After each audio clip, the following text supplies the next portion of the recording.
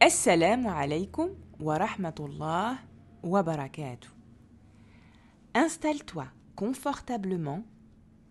Je m'apprête à te raconter une histoire qui restera à jamais gravée dans ta mémoire. Cette histoire, tu la connais peut-être. C'est l'histoire du prophète, du premier homme qu'on surnomme Abul Bashar, le père de l'humanité, Adam alayhi salam. Mais aujourd'hui, je vais te révéler un secret qui marquera à l'encre indélébile cette histoire dans ton cœur. Es-tu prêt? Je commence. Ferme les yeux et plonge-toi au cœur de ce qu'on appelle le néant. Aucun bruit, aucun son à entendre, aucun spectacle à regarder, aucune planète, aucune âme qui vive, rien, excepté celui qui n'a ni de début et qui ne connaîtra jamais aucune fin, Allah Azza wa Jal. Il n'a besoin de rien ni de personne. Notre minuscule cerveau, bien que l'une des plus belles et plus performantes de ses créations, ne saurait ne serait-ce que l'imaginer. Lui, Rabb al-Alamin, le Seigneur des univers. On l'appelle également Al-Khaliq, le Créateur. Il façonne à la perfection, sans effort ni lassitude, et ce depuis la nuit des temps, toutes sortes de créatures exceptionnelles. La première de ces créatures fut son trône, puis ce fut au tour de Al-Qalam, la plume, à qui il ordonna d'écrire tous les événements, tout ce qui se passera jusqu'au jour de la résurrection, la destinée 50 000 ans avant la création de la terre. Puis, en 6 jours, il créa les cieux et la terre, puis les montagnes, les mers, le soleil, la lune, les étoiles et les planètes. Par la suite, ce fut au tour des habitants qui peupleraient la terre. Les djinns, ces êtres créés à partir du feu, qui semaient le trouble sur terre en faisant couler le sang, au point que les anges, ces êtres créés eux de lumière, les punissaient en les isolant sur des îles par exemple. Enfin, Allah Azza wa Jal, dans son infinie sagesse, décida de donner vie à une nouvelle créature, l'homme. Pour cela, il intima aux anges l'ordre de se rendre sur terre afin d'apporter une quantité de tout type de terre et de toutes les couleurs.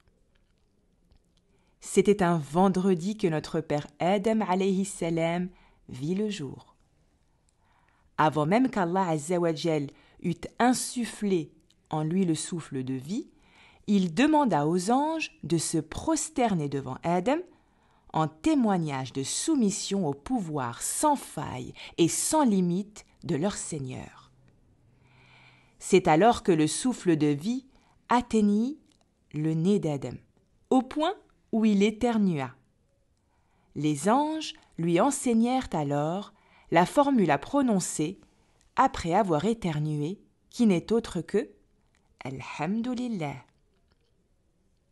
Puis ce souffle envahit le corps d'Adam. Alors, les anges se prosternèrent devant lui, comme leur avait ordonné Allah, le meilleur des créateurs.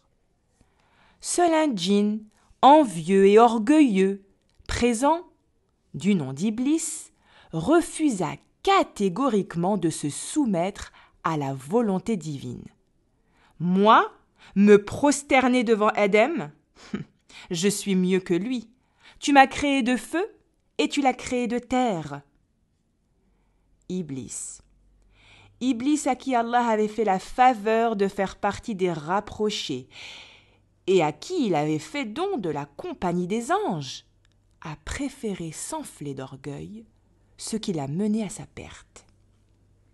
En effet, Allah Azza wa Jal le chassa du paradis et il fut maudit. il implora Allah de lui donner un délai avant de le châtier, jusqu'au jour de la résurrection. Et Allah lui accorda son délai. C'est alors qu'Iblis jura qu'il allait être un ennemi déclaré pour tous les êtres humains. Il fit la vile promesse d'égarer tous les hommes. Par ta puissance et ta majesté, je les séduirai assurément tous.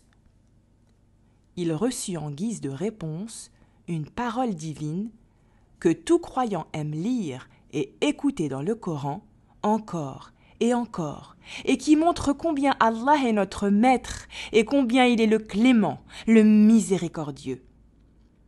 Par ma puissance et ma majesté, je vais leur pardonner tant qu'ils demanderont pardon.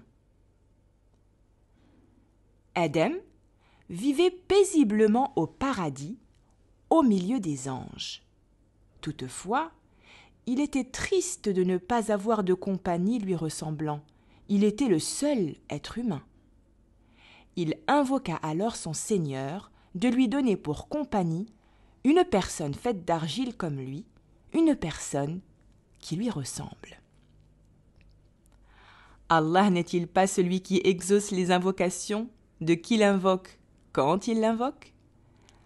Assurément, oui. Un jour, alors qu'il se réveilla de son sommeil, il fut stupéfait. Allah avait créé pour lui une femme. Hawa, c'était son prénom. Elle avait été créée à partir d'une côte d'Adam. Ils vécurent heureux au paradis, sans le moindre souci. Allah Azza wa Jal leur avait fait don de tout ce dont ils avaient besoin, et il les mit également en garde contre Satan, qui est pour eux un ennemi déclaré. Ils pouvaient aller où bon leur semblait, manger tous les mets exceptionnels du paradis. Tous. Seul le fruit d'un arbre leur était interdit. Adam et son épouse Hawa respectaient scrupuleusement les ordres d'Allah.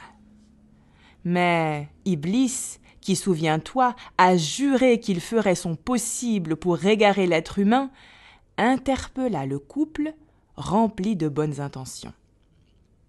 Il leur dit « Adam, Hawa, votre Seigneur ne vous a interdit cet arbre que pour vous empêcher de devenir des anges ou d'être immortels et de vivre ainsi, ici pour l'éternité. Qui n'aimerait pas devenir un ange? Quel est l'être humain qui ne voudrait pas vivre sans jamais se soucier de la fin de sa vie? Il mentait. Par ce mensonge et cette maudite ruse, il cherchait à pousser Adam et Hawa à la désobéissance. Mais il n'en fut rien. À chaque fois qu'il leur parlait de cet arbre interdit, Adam repoussa ses avances. Jusqu'au jour où Satan, connaissant l'adoration inébranlable d'Adam, usa d'un stratagème encore plus blâmable et vicieux. Le faux serment. Il jura par Allah. « Je vous jure que je ne suis pour vous qu'un bon conseiller. » Et c'est en entendant Iblis jurer ainsi par le nom d'Allah qu'il mangea, lui et son épouse Hawa, de l'arbre interdit. Adam n'imaginait pas que l'on puisse jurer par Allah et mentir, c'était inconcevable pour lui. Mais Satan n'a pas de limite. Il n'a pas de limite lorsqu'il s'agit d'inciter les gens à désobéir à Allah. Évidemment, Allah, Al-Alim, Al-Khabir, fut le témoin de toute la scène. Adam et Hawa pleuraient à chaudes larmes. Ils regrettaient. En effet, ils étaient tellement tristes d'avoir succombé aux tentations d'Iblis, alors qu'Allah les avait alertés et mis en garde contre sa ruse.